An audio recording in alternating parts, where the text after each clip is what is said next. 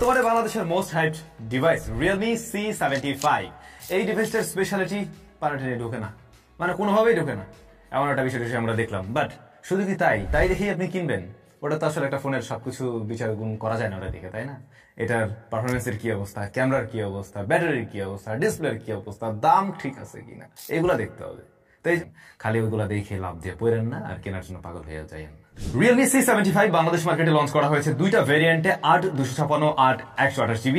এই ভেরিয়েন্টের দাম হলো গিয়ে 19,999 টাকা, পরবর্তী ভেরিয়েন্ট 22,999 টাকা। 20,000 আর 23,000 হচ্ছে বিষয়। এখন এই ডিভাইসটা যদি দেখতে বর্তমান সময়ের স্মার্টফোনগুলোর মতোই ডিজাইন, প্রায় অলমোস্ট সিমিলার। রিয়ার প্যানেলটাতে আমরা গ্লাসের মতো একটা কিছু দেখবো, এটা যদিও গ্লাস না, প্লাস্টিকই, বাট ফ্রস্টেড হওয়াতে এটার উপরে ফিঙ্গারপ্রিন্ট পড়লেও খুব একটা দেখা যায় না, মানে খুব কম দেখা যায় আর কি। আর জিনিসটা ধরতেও ভালো লাগতেছে, ট্রু। বডি ফ্রেমটা প্লাস্টিকের তৈরি, যেখানে আমরা দেখছি যে আমাদের হাতে যে কালার ভেরিয়েন্টটা রয়েছে এটা বেশ সুন্দর, গোল্ডেন কালার দেওয়া রয়েছে আর কি, দেখতে ভালো লাগতেছে। আর ক্যামেরা মডিউলটা দেখলে আপনার মনে হবে তিনটা ক্যামেরা, এবং আসলে দুইটা ক্যামেরা আছে এখানে, প্লাস সেকেন্ডারি নয়েজ ক্যান্সেলেশন মাইকটাও আছে এই সাইডটাতে। কিন্তু 3.5mm হেডফোন জ্যাকটা আর কি নেই।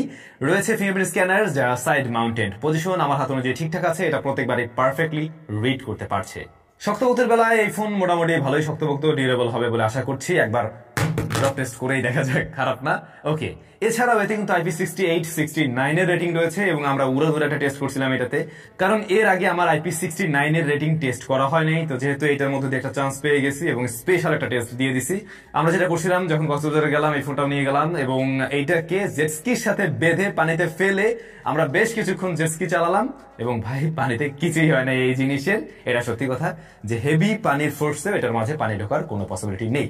বাট একটা ব্যাপার মাথায় রাখবেন, যদি পানির গভীরে নিয়ে যান তখন পানির প্রেশার আরো অনেক বেড়ে যাবে।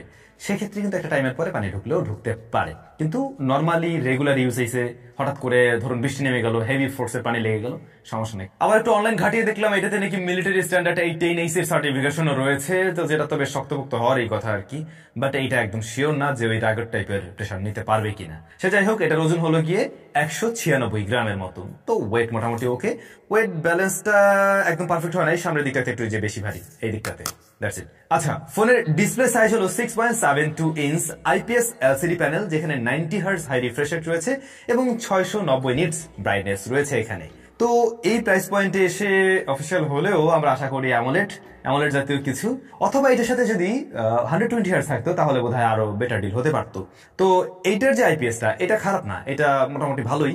লোয়ার চিনটা আর একটু ন্যারো থাকলে তো দেখতে ভালো লাগতো। আর এর যে পাঁচল কাটআউটটা আছে এটা টপ সেন্টারে, এটার সাইজটা মোটামুটি ওকে আছে। IPS গুলোতে আমরা এমনটাই দেখি। প্লাস এটার কাছ থেকে দেখলেও খুব একটা আপনি ওই যে কি বলে শ্যাডো ইস্যুটা লক্ষ্য করবেন না আর কি। ব্রাইটনেস একটু কম মনে হয়েছে, ইনডোরের জন্য পারফেক্ট, বাট আউটডোরে ডিরেক্ট সানলাইটে আপনার কাছে মনে হবে আর একটু ব্রাইট হলে ভালো হতো, বিশেষ করে যখন কিনা আপনি এই ফোনটা দিয়ে ছবি তুলতে যাবেন তখন কি আপনার মনে হবে এটা একটু স্ট্রাগল করছে। টাচ রেসপন্স ভালো, 90 হার্টজটা দেখলাম ঠিকভাবে পুশ করছে, এমনকি আমরা UFO টেস্ট দিয়ে দেখছিলাম সেখানেও দেখলাম এটা ঠিকভাবে পুশ করছে আর কি। আর এই ডিসপ্লেটাকে প্রদর্শন করছে আর্মর শেল গ্লাস। এইটা শক্তপোক্ত কতটুকু আসলে আমি শিওর না, তবে যত্নশীল হওয়াই উচিত। এখন এইটার দাম যদি বলি 20,000 টাকা, ওই প্রাইস পয়েন্টে এসে IPS নিয়ে আমি কমপ্লেন করছি না, ওকে ঠিক আছে, বাট 120 হার্টজ নিয়ে কমপ্লেন থাকলো। আর যখন কিনা এটার হাইয়েস্ট ভ্যারিয়েন্ট 23,000 টাকা, তখন IPSটা একটু বেমানান লাগছে, বা আমি বলবো ওই ভ্যারিয়েন্টের দাম একটু বেশি হয়ে গেছে আসলে। আর একটু কম, দুইটা ভ্যারিয়েন্ট একটু কম দাম থাকলে পরে ডিসপ্লে নিয়ে আসলে কমপ্লেনের হয়তো সুযোগ থাকতো না।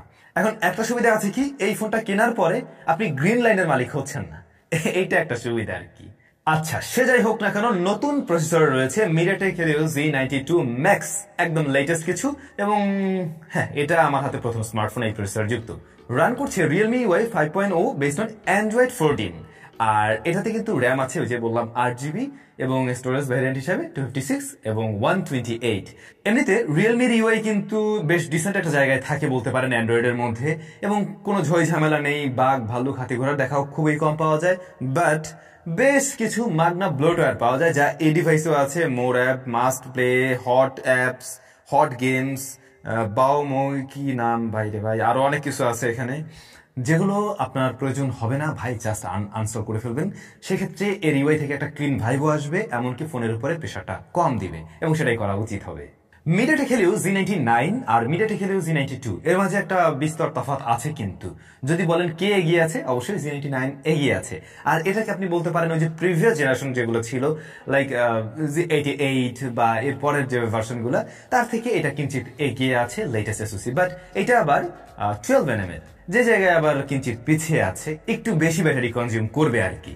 তবে রেগুলার টাস্কিং এ রিয়েলমি ইউ এর সাথে Z99 যুক্ত যদি রিয়েলমির অন্য ডিভাইসের সাথে আমি কম্পেয়ার করি, তাহলে কিন্তু এই ডিভাইসটার পারফরমেন্স আলাদা করা মুশকিল হয়ে যায়, মানে ডে টু ডে টাস্কের ক্ষেত্রে। যেমন অ্যাপ থেকে অ্যাপে সুইচ করছেন, আপনি একসাথে বেশ কয়েকটা অ্যাপ্লিকেশন নিয়ে কাজ করছেন, মাল্টিটাস্কিং এর কথা বলছিলাম, র্যাম ম্যানেজমেন্টের কথা বলছিলাম, সেই জায়গাগুলো কিন্তু মোটামুটি ঠিকঠাকভাবে হ্যান্ডেল করতে পারছে এবং আপনার কাছে মনে হবে ওকে ফাইন, আমি Z99 এর মতোই রেজাল্ট পাচ্ছি। বাট আপনি গেমিং এ কিন্তু তেমন রেজাল্ট পাবেন না। গেমিং এর ক্ষেত্রে আপনি বুঝতে পারবেন Z99 এর চাইতে এগিয়ে আছে অবশ্যই। আমি মনে করি বেসিক গেমিং এর জন্য এর পারফরমেন্স মোটামুটি ঠিকঠাকই আছে। তবে আপনি যদি গেমিং এর জন্য এরকম প্রাইস পয়েন্ট থেকে এই ডিভাইসটা নিতে চান, তাহলে আমি বলবো এর চাইতে বেটার প্রসেসর Z99 যুক্ত ডিভাইসই আপনি অ্যাভেলেবল পেয়ে যাবেন, সেগুলো নিলে বরং আপনার জন্য ভালো। আর এটা থেকে হ্যাঁ, ফ্রি ফায়ারও খেলা যায়, লোয়ার সেটিংসে খেললে মোটামুটি একটা প্লেয়াবল রেজাল্ট পাওয়া যায়। বাট লং টার্মে এটা মোটামুটি ভালোই হিট জেনারেট করছিল। কিন্তু এই যে দেখুন 23,000 টাকায় এসে যখন আপনি এই প্রসেসরটা পাবেন, তখন আপনার কাছে একটু ছোটই মনে হবে, সেই জায়গায় কিন্তু এটা পিছিয়েই পড়ে। ক্যামেরা রিয়ারে 50 মেগাপিক্সেল মেইন, শেষেতে আরো একটা সহকারী সেন্সর রয়েছে 2, আর ফ্রন্ট ফেসিং ক্যামেরা থাকছে 8 মেগাপিক্সেলের শুটার। একদম রিয়েলমি টোনগুলো খুব সুন্দরভাবে দেখছিল। কালার টোনটা ভালো লাগবে আপনাদের কাছে, একটু আইকাসি টাইপের কালার দিচ্ছে, একটু ভাইব্রেন্ট ভিভিড টাইপের, দেখতে সুন্দর লাগে। প্রপার লাইটিং কন্ডিশনের ছবিতে শার্পনেস ডিটেল অন পয়েন্টেই আছে বলা যায়। তবে ডাইনামিক রেঞ্জে আরেকটু ওয়াইডার হওয়া উচিত ছিল, আরেকটু বেটার রেজাল্ট আশা করছিলাম আমি। এমনকি হেভি এক্সপোজার জায়গাগুলোতে ক্যালকুলেশন করতে গিয়ে এটা একটু হিমশিম খেয়ে যায়, সেটা হয়তো আপনি কয়েকটা ছবি দেখলেই টের পাবেন। বাট পারফেক্ট সিনারিওতে যেখানে লাইটিং কন্ডিশন ঠিকঠাক আছে, সেখান থেকে কিন্তু খুব সহজেই ইউজেবল ফুটেজ বের করা সম্ভব।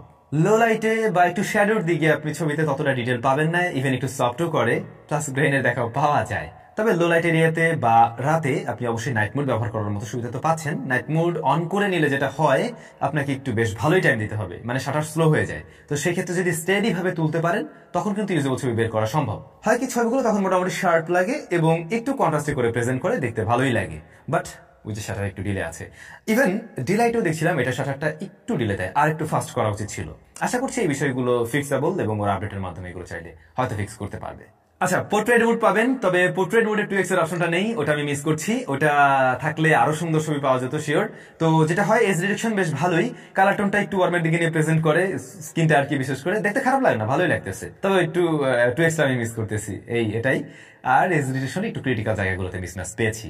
ওকে, ফ্রন্ট ফেসিং ক্যামেরাটা হচ্ছে গিয়ে 8 মেগাপিক্সেল, এইটাতেও একটা হালকা ওয়ার্ম টোন আপনি লক্ষ্য করবেন, একটু ওয়ার্ম স্কিন দেয়, দেখতে খারাপ লাগছে না এখানেও।